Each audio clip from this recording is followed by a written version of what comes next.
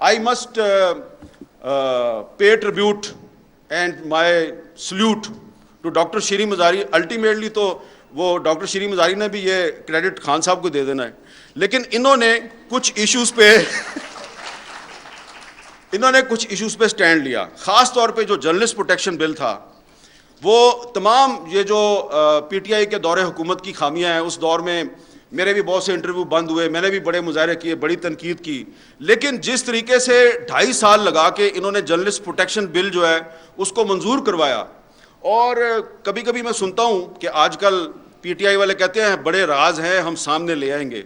भाई हमारे पास भी बड़े राज हैं, हम भी सामने ले आएंगे और बताएंगे कि डॉक्टर शीरी मज़ारी जो है उसको जर्नलिस्ट प्रोटेक्शन बिल की वजह से कहाँ कहाँ पे कौन कौन उसको तलब करवाता था, उसको पेशियां भुगतनी पड़ती थी, कौन उसको क्या धमकियां देता था, ये बता दूंगा ना मैं। जिस दिन, मैं सीरियस बात कर रहा हूं, उस दिन आप लोगों को लेने के देने पड़ जाएंगे। बट आई एम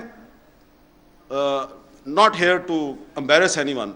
मैं आपको इस पे शाबाश देना चाहता हूं कि आपने वो जर्नलिस्ट प्रोटेक्शन बिल मंजूर करवाया। इतनी मुश्किल जिग जैग में से निकल के फ़रोग नसीम ने पूरी कोशिश की कि यह बिल मंजूर ना हो, लेकिन फिर भी वो बिल मंजूर हो गया। और इसका क्रेडिट जो है वो मेनली डॉक्टर शीरी मज़ारी को जाता है, और फिर बाद में आप तहरीक इंसाफ को भी इसका क्रेडिट दे दें। लेकिन ये बात मैं इसलिए कर रहा हूँ, मेरी बात का बुरा ना बनाए, कि जब फ़रोग नसीम साहब इस बिल के ख़िलाफ़ साजिशें कर रहे थे और उन्होंने जो मिसिंग पर्सनस का बिल था उसके ख़िलाफ़ भी साजिशें की, तो कोई रोकने वाला नहीं था उनको।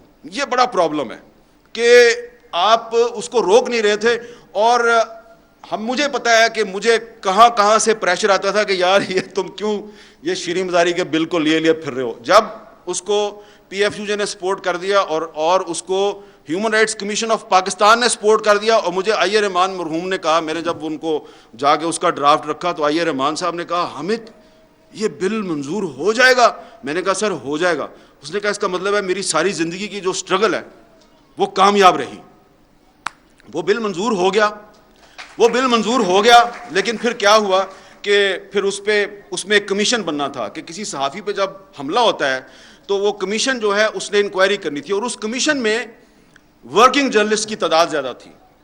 अब वो कमीशन अगर वो कमीशन आज होता तो ये जो बहुत से सहाफ़ी हमारे सामने बैठे हैं जिन पे आजकल मुकदमात दर्ज हो रहे हैं और इनको हरासमेंट का सामना है, तो वो कमीशन इनकी इंक्वायरी कर रहा होता। ना वो कमीशन बन सका, ना ही उस कमीशन का सरबराह जो है उसकी तकर्री हो सकी। लिहाजा ये जो मिसाके सहाफ़त है, इसमें एक चीज़ ये भी शामिल होनी चाहिए कि जो पिछले दौर में जो जर्नलिस्ट प्रोटेक्शन बिल बनाया गया था, उस जर्नलिस्ट प्रोटेक्शन बिल में जो कमीशन है उसको कमीशन की तश्कील मुकम्मल की जाए, उसका चेयरमैन लाया जाए। क्योंकि अगर वो कमीशन नहीं बनेगा तो इसका मतलब है कि जर्नलिस्ट प्रोटेक्शन बिल जो है वो सिर्फ एक डॉक्यूमेंट है और उसकी कोई प्रैक्टिकल हैसियत नहीं है। वो बिल जो है वो ज़रूर बनना चाहिए, और अगर वो बिल नहीं बनता तो इसका मतलब है कि फिर ये जो इस वक्त हुकूमत है, ये आज़ादी सहाफ़त जो है उसमें उतनी सिंसियर नहीं है जितने के दावे किए जा रहे हैं। तो मैंने काफ़ी सारी बातें कर ली हैं, लेकिन एक बात मैं आखिर में ज़रूर करूँगा